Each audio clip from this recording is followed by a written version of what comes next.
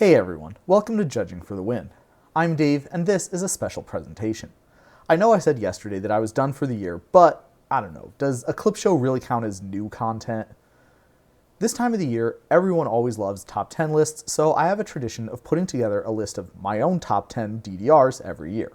This is basically a list of my top videos based on view count with a little bit of curation from me to account for the fact that some of these videos have been out for only a few weeks while others are nearly a full year old.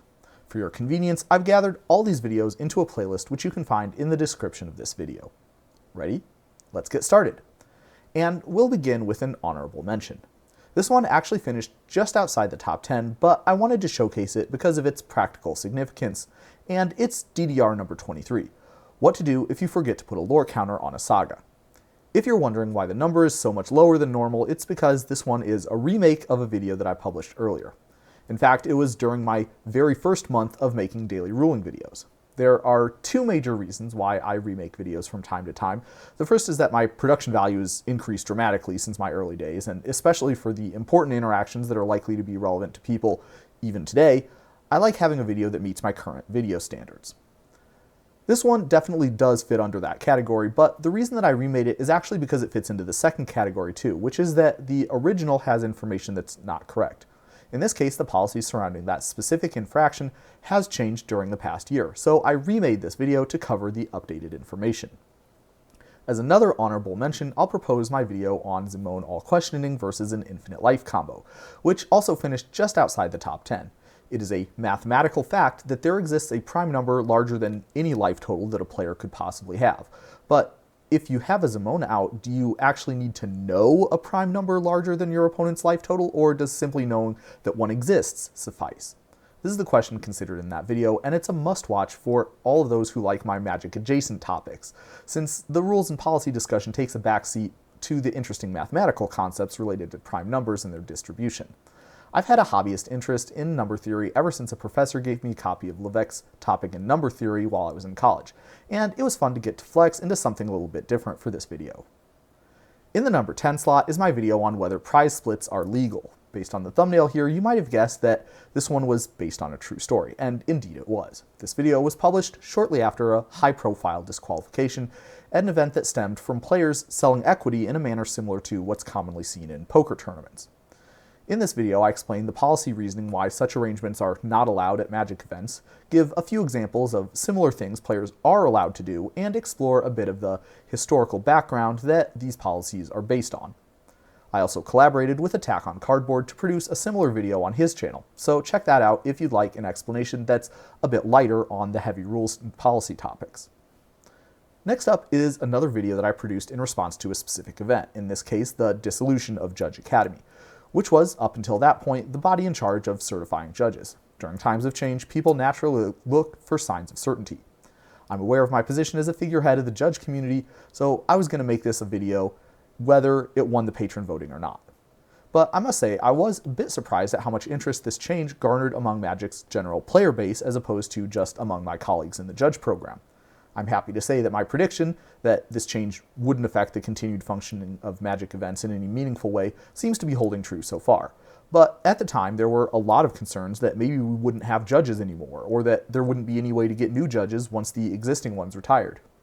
Given the popularity of my similar video when the split was announced, maybe I shouldn't have been so surprised. Coming in at number 8 is my video on Don't Blink plus Primal Surge. I didn't believe how popular this one ended up being, even though it was a cool scenario with a lot of interesting discussion centered around what the best way to handle it would actually be. I remember realizing that this question went much deeper than I originally had considered about halfway through writing my script for the episode, and I was delighted to transform a discussion of how replacement effects were applied into a breakdown on what the most reasonable way to handle this non-deterministic loop was, including advocating for a deviation from what the official tournament policy documents prescribe. At number 7 is my video on the communication policy. I wasn't surprised to see this one do well because it's a topic that frequently leads to a lot of discussion whenever it comes up in one of my videos.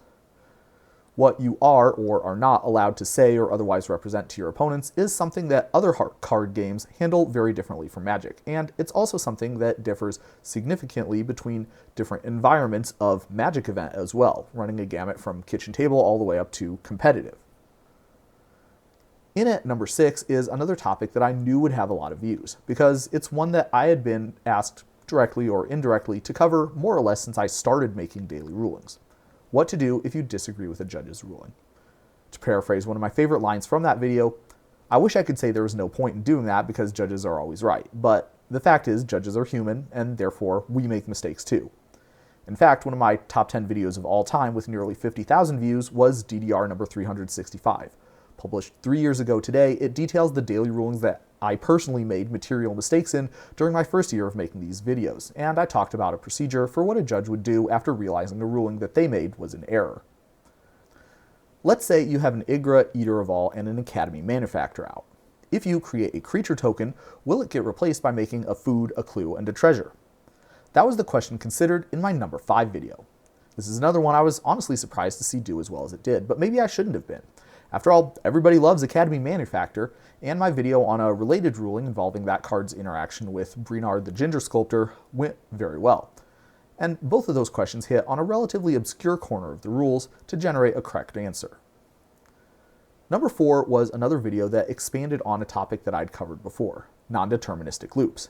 In my previous video, I covered the rules and policy surrounding loops and shortcuts, and in the video that I published this year, I delved more into the philosophy and history that underlies this concept. As I mentioned in the video, when it won the patron pick voting, I was a little bit apprehensive about whether I could make a decent video because it was so close to that topic that I did before, but I'm glad to see it got some love. This video will also be fondly remembered as the original source of honorary Frank Karsten points. In the 3rd spot is my personal pick for favorite video this year, Cards with Unique Rules.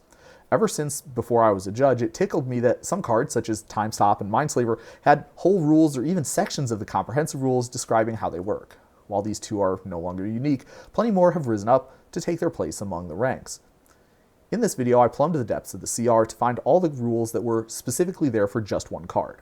I estimate this is probably the most work that I've ever done on a single video, maybe second only to DDR number 500, which was basically 25 DDRs packaged all together. Still, this is an amazing compilation, and I'm really happy with how it turned out. In at number 2 was my video on Leyline of the Guild Pact plus Blood Moon.